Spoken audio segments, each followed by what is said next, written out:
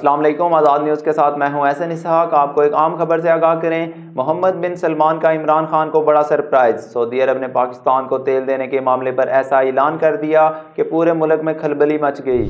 سعودی عرب نے پاکستان کے ساتھ تیل دینے کے حوالے سے شرائط رکھ دیں۔ سعودی عرب نے تیل کا معیار جانچنے سے متعلق پاکستانی اداروں پر عدم اطمینان کا اظہار کیا ہے۔ میڈیا رپورٹس میں بتایا گیا ہے کہ سعودی عرب نے پاکستانی پورٹ پر تیل کے معیار کا ٹیسٹ کرانے سے انکار کیا ہے۔ سعودی عرب پاکستان کو انٹرنیشنل کمرشل ٹرمز پر تیل فراہم کرنا چاہتا ہے۔ پیٹرولیم ڈویژن کے قوانین میں ترمیم کا فیصلہ ECC میں لے جانے کا فیصلہ کیا ہے۔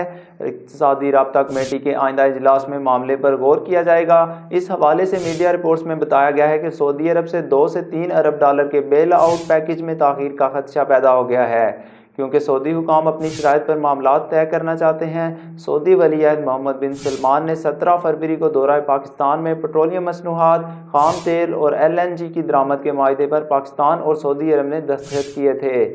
سعودی عرب پیٹرولیم مصنوعات کی ٹیسٹنگ میں اوگرا ہائیڈرو کاربن ڈیولپمنٹ انسٹی ٹیوٹ کا کردار نہیں چاہتا۔ واضح رہے کہ سعودی عرب پاکستان کو 5 سال کے لیے تاخیری ادائیگیوں پر تیل دینے کے لیے آمادہ ہوا تھا۔